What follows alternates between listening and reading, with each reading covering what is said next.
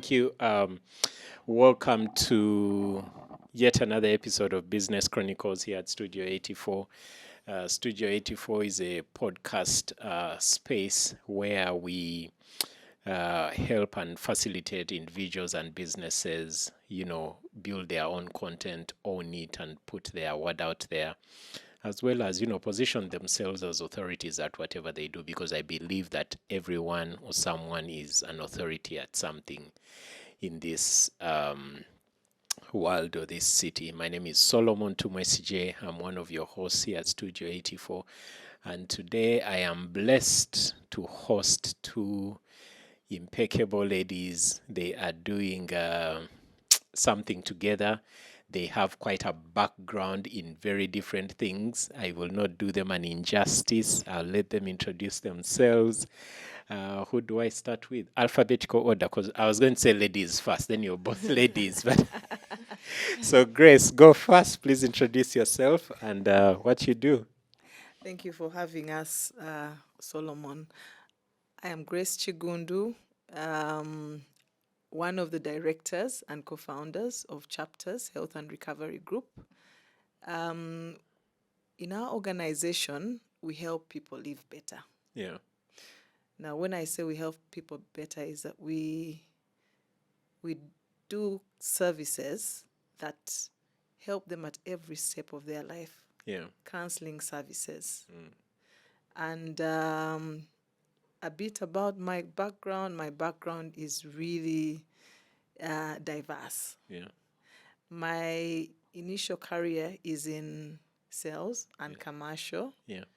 And it has progressed into finance because I do a lot of financial coaching and training. I've also done a lot of marital counseling. Oh. Yes. In church. Yes. Initially as pro bono. A lot of counseling for children. I myself have been married for over 20 years and have 3 handsome boys who are very athletic and into sports, and that comes with a lot of pressure. Yes. So I have quite some experience counseling of sports, competitive sports people, and I've often served on pro bono as a chaperone, escorting teams to competitions, swimming specifically. Wow. Yeah. I've known you for a while, Grace. I had not realized that that's actually a thing, that you can actually pick up a skill from your daily life experience. I like that. Uh-huh. My name is Olivia Kagwadan. I'm also a director and co-founder of Chapters Health and Recovery Group with Grace. I am, like Grace, a mom of slightly grown kids. My background is not very different from Grace's. We met in the telecom space. We are both salespeople. We've been in sales for about 20 years. Climbed up the ladder up to a certain point, and then we discovered, there's other things to life besides chasing targets and chasing numbers. Our purpose was really quite different. We're both very passionate in raising kids. We are passionate in passing on skills. For me particularly, as I was, going through the ranks, I was privileged enough to meet a lot of young people trying to find jobs. I served on certain panels that were recruiting young people, and over there I discovered we have a very big gap where we have lots of young people who have gone to universities, acquired a degree, diploma, and they are unhireable because they lack career guidance, they lack presentation skills, they lack even that mental preparation to go and stand in front of a panel that wants to interview you. Also, while there, I kind of realized that my education background is actually in psychology. I am a psychologist. When I finished my degree back in the 90s, I went ahead and put it aside and went and first just telecoms and sales. Yes. But then as I grew older, I realized I have a passion in this thing. It interests me. Anytime I saw an article on psychology, on the way people think, what is causing you to do certain things, it kind of kept pulling me back. And so it kind of drew me back to where I started from. Yes. So it was almost like a full circle moment. And so I went back to psychology, upgraded my skills, linked up with Grace. We set up our organization. And basically my main goal or my main vision is really, as Ugandans, and I guess most likely as Africans, we still have that very big stigma where mental health is concerned. Yeah. If you tell somebody that, hey, I need to see a therapist, they immediately write you off as a mad person. But They're like, this, we go. exactly, this one needs a fast track, if you ever met anybody and they told you that guy spent a month or two in Butarica, immediately, however put together he is, however organized his presentation is, you'll be like, no, that's not my guy. Yeah. If you were hiring somebody and they told you he's been a couple of times to Butarica, you wouldn't hire this guy. So that stigma, for me, is really the motivation. We need to do away with it. People are living full, healthy lives with mental disorders that are being managed very well with therapy, with medication.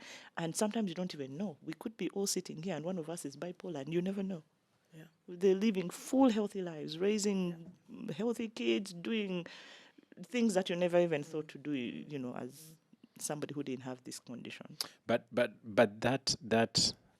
that stigma, like you say, is it really unfounded, or does it have, there's no smoke without fire? So why is it like that, Grace? Or I mean, some people who have been to Butavika, you want to slow down on them.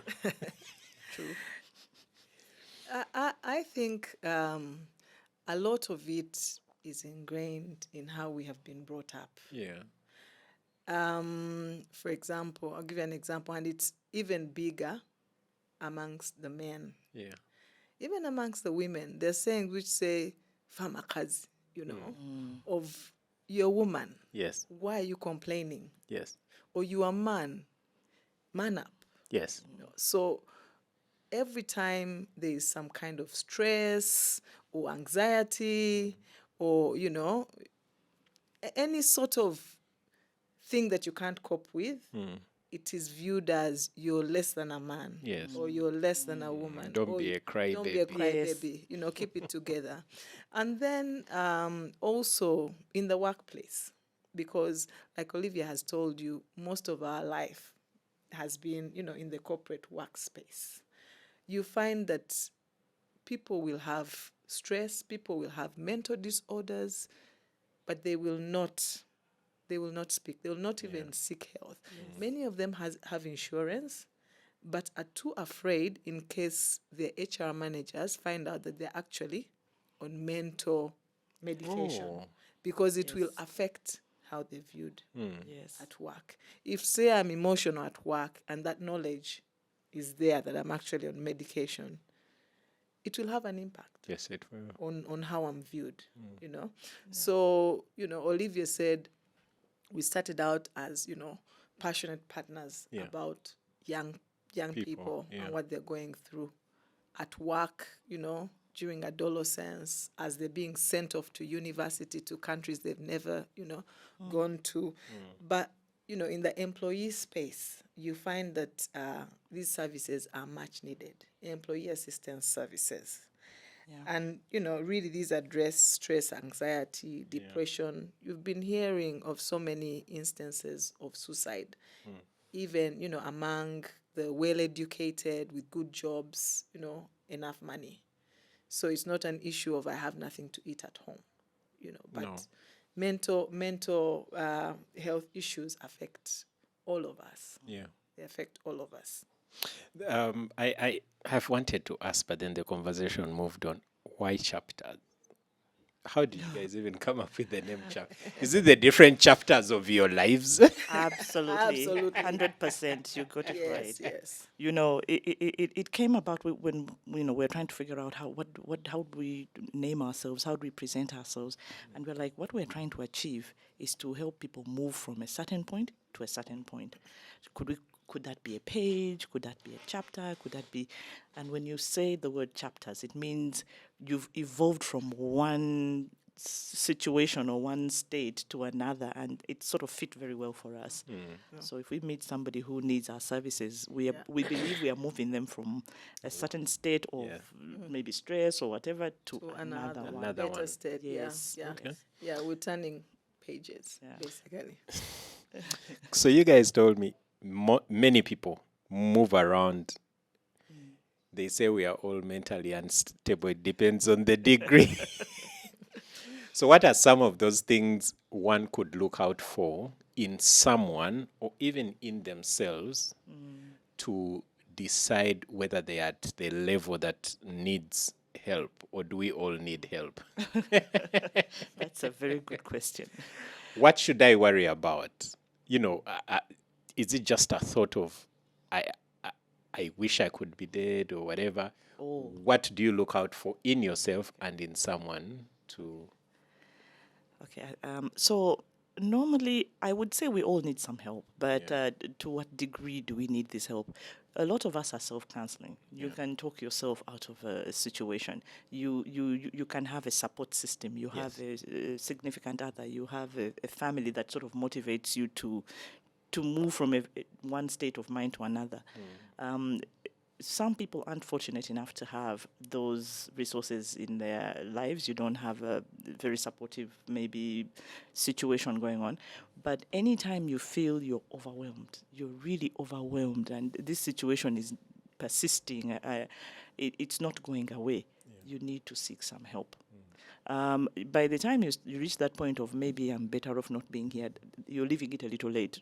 Oh, really? Yeah, usually. So for us on the health side, we look out for some signs. Most mental health conditions don't really lead you down that road of I want to rest, I'm tired, I want to just lose my life right now. Most of them, you're trying to live, but you're not coping. Yes. The people really want to live. When it gets to the point of wanting to not live anymore, now you feel defeated by everything you have tried. You've tried everything, nothing seems to. It's not letting up. Most people will default on the other side. They want to live. They're like, how do I live this? How do I do? What do I do now? And so, in trying to figure out how to live, you might snap. You might be overwhelmed. You might withdraw. You might, and sometimes it's not necessarily. It could be the stresses of life, but sometimes it's also inherited. Sometimes it's in the family. You've got some family members who have had this condition for a long time. If you're aware that my family, even if it's not your immediate family, but maybe you have a cousin, an uncle, a grandfather who had, some mental issues, it might not be too far off for you. So snapping, withdrawing, those are good things to look out for. Yes. Unfortunately, when it comes to mental health, sometimes you, the one who's in that condition, you may not be aware that you're withdrawing. Yes. It's people around you who are like, hey, this guy used to be the jolly guy. Now he just wants to be in his room all day. On your end, you're like, I just don't want to go out. I just don't feel interested anymore. And you keep withdrawing more and more. By the time you realize that this life is meaningless, you already bought your rope.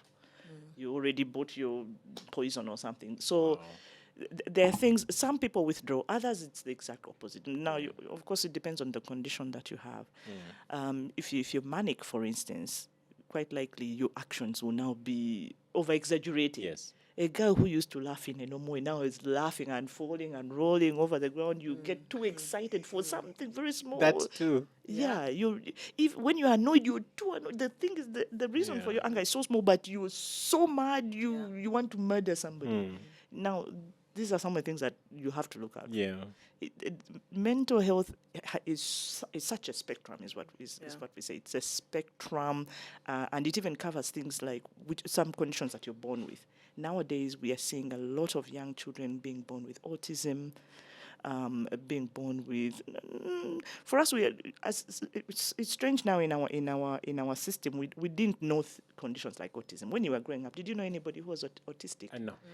Right now, if you look around in your age group, your friends' children, you'll find that you know somebody who has an autistic child. Yeah. And so part of the reason why we are seeing this a lot more is because we are also becoming very aware. Back in the day, because we are traditional African people, we used to kind of attach everything to bad Vamos, luck, bewitching. Somebody, your grandfather did something wrong and was cast. Now all the children are coming out looking this way. Yes. When in actual fact, it's really just the spectrum of autism that you have. You have people who are strange, and you wonder, why is he so strange? Then you have conditions like dyslexia where somebody just can't read and you're like, this child is dense. These people are so bright. Their brain just works back Differently, to front. yeah. Exactly. Wow. So it's hard. It's hard to So, say when. Grace, you hands-on experience with raising three amazing boys. I'm blessed to know them. What do we look out for in kids? In kids, and when we have talked to kids, we have found that sometimes we parents, Yes. because we want kids to behave a certain way. There's a parent once who felt the kid had improved. The mom would come home, hello, mommy, into the bedroom. Dinner comes, he does everything that is expected of him, and he goes back into the bedroom. But actually, this was not the normal personality of the kid. This was a kid who liked to be around, have friends, cause trouble, as some, parents would say. But that in itself was a sign. But as a parent, you could think the child has matured. They're finally They aligning. are finally aligning. You understand? Yet that is withdrawal. So sudden changes in behavior. And sometimes when children go to boarding school, they change, granted, to a certain degree. But those changes, you need to be aware. You need to be present. Yeah. Then also sometimes when the kind of friends they keep change, totally change, that's also an indicator. Yeah. That you know what, so and so used to like this. Now it's a 360. Yeah. That's another thing. Yeah, another sign. Another sign. But Yeah. most children avoid adults when they're going through something. Sometimes, and this is even more common with cases of addiction that we hear these days. It will be, unless you're alert and you're a parent who's always talking to the children and checking in and have been open to discuss, several things, so that when they're not coping, you can have a discussion. Many times, by the time parents realize that, this child was stressed, anxious, and then went on to drugs, it's a bit late. Yes. It's late. But you need to be an absent, a present. present Yes. parent. Yes. A present parent, Yeah. yes. I also see lately, we're exposed to all sorts of information online. Yes. And there are all sorts of counselors online. How about the person says, man, I follow this guy. He has some serious tips and they work for me. I know there's a thing about having a face-to-face interaction and all that. How about people who are hiding behind the tools online to counsel themselves, so to say? Well, Is it the first time you're hearing it? That's no, a no, no, nice no. one. No, it not isn't. at all. It's very, very common. common. And it's not necessarily all bad. Yeah. It's like people who attend church online. You go to where Yeah, Solomon knows about your that. soul. Olivia, you didn't just go there.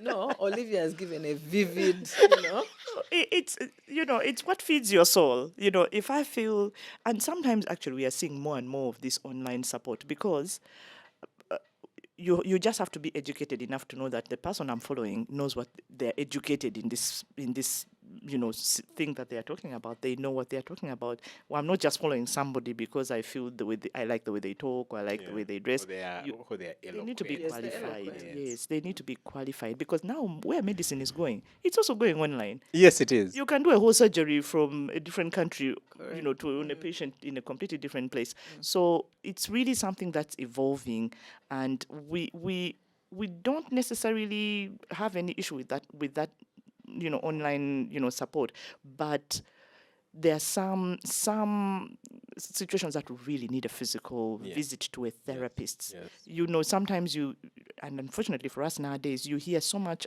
misinformation about mental health. Somebody comes out of, I'm so depressed, I think that she has bipolar. You don't know what really, consists of bipolar. Yeah. You just because she was very upset over something, like so that person might pick up and say, maybe I'm bipolar, let me go and find some resources for myself. Yes. But you really need a diagnosis. A whole different thing. Let me tell you, mental health really requires a diagnosis. You can't just pin a label on somebody. That one is depressed, that one is, and there are words that we throw around a lot that they're nothing like what the real condition is. Like, a lot of people say, I'm depressed, I'm so depressed, I'm suffering from depression. They really don't know what real depression is. You have momentary sadness and momentary down times in your life. But depression is a whole different ballgame. Yes. So no, I was going to say, man, in this city that we live in, the roads, everything is depressing. It could easily be a way of life. Every parent right now who has children in school is depressed. This is a depression we are week. Depressed. This week, people don't even want to be on social media. They don't want to know. Don't ask me out for drinks. I don't want to hear it. People are depressed. Well, but in actual fact, they're not really suffering the classic depression that we talk about. But some of these parents are not coping well. No, they're not. Some of their children haven't been able to go back to school. They are candidates. They are looking left, right, and center. They are overwhelmed. They feel like they're drowning. Everyone is staring at them for solutions, and they have nowhere to run. They feel like they are drowning. And if you meet your typical man, they are not talking about it. No, they're not. They're not talking about stressed, it. They're not talking about I also feel like you used an example that is unfair, really. what? Online chat. Online church, yes. I have some pastor friends who'll have this clip cut out and be used properly. Let's. I apologize. The thing is, I feel like in the way you do your work, there's a lot you also read from the body language of your person. Yes. As they talk, what they say is not necessarily what they mean many times. Exactly. So you read a lot, even just by looking at them. Wow, really interesting. And there are also tests that we do. Yeah. You don't just look at somebody, hear what they're saying, and say, oh, this one has schizophrenia. There are some tests that you have to do. There are some tools. And on top of that, some conditions even require medication. Yes. You might need some antidepressants, some mood balancing medications. These you can't just prescribe for yourself. You need to actually see a proper, qualified therapist or psychologist or psychiatrist to get, a prescription. So, Grace, we have people at work struggling everywhere. In business struggling, in school struggling, chapters. Who are you targeting first? Who are you looking for? Where do you feel the need is? Okay. Our main target Yeah. are people who are employed Yeah. in companies. People who have to wake up daily, come to the office, do the work, go home, have families, have financial pressures, have marriage pressures, have money pressures, relationship pressures. Those are the people that we target. Some are even career pressures. Yes. And these people traditionally they know about the mental, health facilities available, but they haven't sought them. Those are the people that we are targeting. Okay. We want organizations to be able to work with us on strategies for their employee assistance services, because this will lead to job satisfaction, increased productivity, and basically a more balanced person. Yes. When COVID, actually during COVID, while people were still working online, most people initially thought, less workload, I'm close to the family. But actually, post-COVID, there are many mental health related issues because the separation between I'm at work and now I'm at home has blurred. Yes. It has blurred. And Wow. that balance needs to be recreated, Restored. somehow. So what I hear, I feel like HR people are your friends right now. HR people, and for me, what I gather is that some of these HR managers also do not know how to put it to their staff. So I feel like you have the uphill task of moving from organization to organization, having, talks and saying, guys, if you're feeling a certain way, Yeah. it's a good time to speak with us and all that. Olivia, what do you have to say? Any parting shots? We are more or less out of time. Okay, yes. So just to add to Grace's submission, we've got a fantastic employee wellness program that we are targeting workers. Part of the big reason why we are targeting this group is because for a long time, a lot of workers have suffered a lot of stress in all aspects of life, and there's really not been much in the way of support. This employee wellness program covers the whole life of an employee, not just work. Even if it's issues to do with their personal lives, their children, extended families, we provide that support. But in addition to the employee wellness programs, we also do provide services to anybody else who might need them. Yeah. If you're just an individual and you really need to talk to a therapist, we're available for you. We also have camps, children's camps that we do in the holidays. Nowadays, we find a lot of parents don't know what to do with their children in the holiday. Holiday comes, you look at the kids, they're here for 3-4 weeks. All they're doing is sitting on TV and online the whole day. You can't monitor them. Please join one of our camps. We teach all kinds of skills to your children. We teach them coping skills, living with other people.